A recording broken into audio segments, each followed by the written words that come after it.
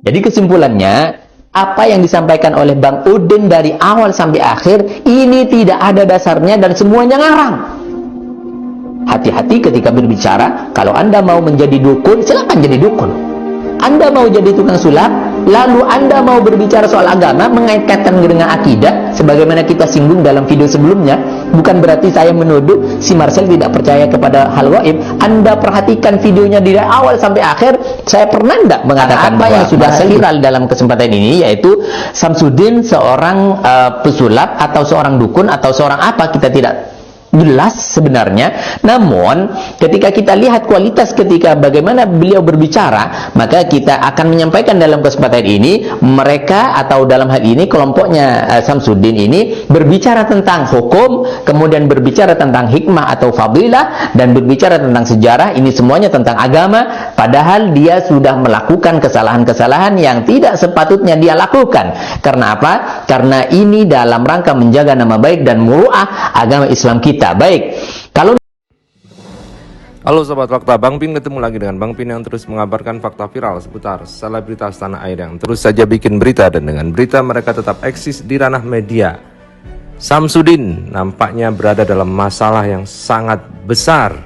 Ya, meskipun sudah melaporkan pesulap merah ke pihak kepolisian, tetapi Samsudin kini menjadi sorotan tidak hanya masyarakat biasa tetapi juga para ulama.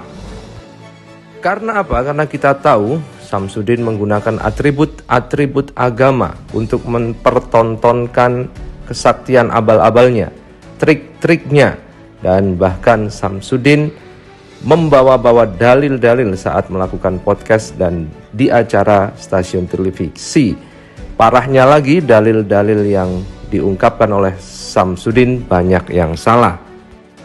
Hal inilah yang menjadi kemarahan dari para ulama, para habaib yang sudah mengatakan bahwasannya hal ini sudah masuk ke ranah agama dan akan menjadi penistaan agama.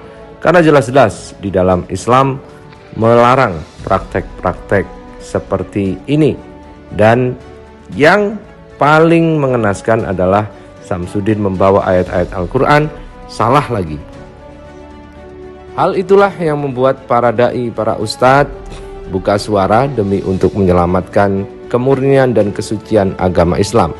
Dan bahkan Ustadz Dery Sulaiman mengancam akan mempolisikan Samsudin jika terus saja mempertontonkan hal-hal yang di luar nalar, tetapi itu hanya trik, dan masih memakai atribut-atribut agama, dan bahkan mengatakan bahwa itu merupakan karomah, ilmu hikmah, dan lain sebagainya. Hal ini membuat para ulama Indonesia meradang, dan hati-hati Samsudin, jika ulama sudah marah, maka masyarakat juga akan marah, dan juga Allah juga akan marah. Karena para ulama ini adalah pewaris dari para nabi. Al-ulama warasatul anbiya. Nah, berikut ini ada seorang ulama yang juga memberikan teguran keras kepada Samsudin agar menghentikan konten-kontennya dan tidak lagi membawa-bawa nama agama Islam dan juga membawa-bawa dalil-dalil suci untuk sekedar memperdaya orang lain dan untuk sekedar dia berlindung dengan dalil-dalil itu agar tidak disalahkan. Nah, bagaimanakah kemarahan para ulama kepada Samsudin? Yuk kita simak saja di Fakta Bang Pin kali ini. Like, subscribe, dan komennya ditunggu. Dan jangan lupa selalu ada doa dalam setiap lentikan jarimu. misalkan si Marcel atau si pesulap merah sudah membongkar bagaimana trik dan kedok seorang dukun, kami tidak akan berbicara tentang itu karena kami bukan ahlinya. Karena bagaimanapun semua perkataan, pernyataan itu akan dipertanggungjawabkan kelak di hadapan Allah Subhanahu wa taala. Dalam kesempatan ini saya akan berbicara tentang, mengomentari tentang 3 hal tersebut yang sudah dikatakan, disampaikan oleh si Samsudin. Samsudin membuka kajian, ngaji bareng, begitu. Jadi kalau misalkan Anda mau mendukuni, Anda sebagai paranormal, silakan paranormal. Ketika Anda bisa paranormal dan Anda punya ilmu, alim, berbicara tentang agama, silakan dua-duanya. Akan tetapi ketika dukun dengan orang alim ini bertentangan sebenarnya, tidak mungkin dua-duanya dijalankan. Baik, langsung saja. Apa yang disampaikan oleh Samsudin? Yang pertama, dia berbicara tentang hukum sebagaimana dalam video ini. Ukhuwah insaniyah, ukhuwah basyariyah, wajib hukumnya untuk kita lakukan. Tidak boleh memandang ras, suku, agama, dan negara. Kalau menolong sesama manusia itu hukumnya sangat-sangat wajib. Bila kita mampu, kita membantu dengan tangan kita, dengan harta kita. Bila tidak mampu, kita membantu dengan Tuhan. Orang yang paham tentang unsur-unsur atau konsep-konsep syariah, yaitu hukum-hukum Islam yang ada 5, yaitu mereka tidak akan pernah menyampaikan sangat wajib. Tidak ada hukum sangat wajib atau syiddatul wajib atau muakkadnya wajib, enggak ada.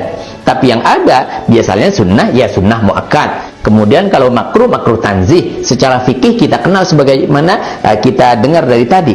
Tapi kalau yang saya gunakan adalah Al-Hikmah atau Al-Quran. Yang saya gunakan adalah Al-Hikmah atau Al-Quran. Yang saya gunakan adalah Al-Hikmah atau Al-Quran. Di situ sebenarnya sudah ada perbedaannya dari ilmu sains, pikiran, dan ilmu ghaibiyah. Apa perbedaan paranormal, dukun, ustadz ahli hikmah, kiai, ndablek? Nah ini kiai ilmu pedukunan. Ini kiai biasanya kiai males mondok. Waktu mondok itu hanya dapat ijazah pengen bisa terbang, kerjaannya makan besi sama makan api, makan beling. Ya, mondok makan besi, makan beling. Makanya nggak pinter-pinter. Mondok cari ilmu fikih. Khayalannya pengen jadi Sunan Kalijogo. Sunan Kalijogo yang dilihat adalah keramat zahir, keramat yang sifatnya bisa merubah ini. Lupa Imam Sunan Kalijogo adalah ahli istiqomah, orang yang paling takut dalam kemaksiatan. Ini biasanya santri-santri yang malas belajar itu ya. Wah, setiap hari puasa macam-macam, puasa ini, puasa itu, puasa ini, puasa itu. Senin Kemisnya enggak. Ini keblinger nih. Rupanya gurunya yang ngajari. Ilmu hikmah itu maknanya adalah ilmu hikmah. Kalau hikmah itu artinya ilmu. Hikmah itu sendiri kan artinya ilmu. Cuman kita tidak ingin kalimatu haqqin urida bihal batil. Judulnya ilmu hikmah tapi di dalamnya ilmu pedukunan. Ini kan jadi salah. Salma ilmu ramal. Orang ilmu hikmah itu biasanya ada di dalam. Kita menemukan orang-orang soleh, dia punya ilmu hikmah. Ilmu hikmah itu adalah ilmu yang sudah menempel di dalam diri orang tersebut. Misalnya apa? Dia ngasih doa, ngasih ini, mudah terkabul. Dia diajari yang aneh-aneh sudah nggak usah bilang. Nah, ini sekarang ruqyah yang katanya ruqyah syariah. Ruqyah itu kan syariah aslinya. Karena Nabi mengajarkan ruqyah untuk baca surat Al-Fatihah dan lainnya. Ada ruqyah syariah membaca Al-Fatihah untuk obat. Ruqyah. Fa innaha la ruqyah. Tentang kisah seorang sahabat Nabi yang membacakan seorang ketua kabilah yang sakit dibacakan Fatihah. Kemudian ditanyakan kepada Nabi bagaimana tentang yang ini. Lalu dia memberikan hadiah. Innaha la ruqyah. Itu ruqyah boleh. Kau ambil paha imbalannya. Tapi sekarang ruqyah sendiri sudah dicemari dengan macam-macam. Di dalam dirimu ada 5.000 jin, ada ularnya. Ada orang ngatain punya orangnya banyak ularnya semuanya. Berani ngomong kita ada ularnya. Buya, saya lihat orang di mulutnya ada ular semuanya. Sudahlah, jangan hayal di sini. Kalau hayal jauh-jauh sana, itu tukang sulap sana itu. Ya, awas kalau ruqyah sederhana. Kalau ruqyah ahli hikmah itu datang, akan tampak di wajahnya kekhusyuan, rasa takut kepada Allah, dan tidak mengajarkan kecil yang baik, tidak mengajarin suudon, akan tapi menguatkan hatinya. Itu ahli hikmah. Kalau sudah pakai cerita macam-macam, ngelantur, ngalong itu, apa lihat kamu begini, di rumahmu ada jin. Oh, bilang aja dari dulu saya dengar kata kiai, kalau kita mendoa Allahumma inni a'udzubika minal khubuthi wal khaba'ith, itu kan ada jin di kamar mandi. Kiai kok baru sekarang ngasih tahu gitu dong? Berarti lebih pintar saya dong dari. Oh, ada rumahmu ada jin, ada ini. Dari dulu ada jin keliaran rumah saya. Tapi jin nggak ganggu. Sekarang jin yang kayak manusia kayak ente ini yang ganggu saya. Jadi ketakutan kan akhirnya.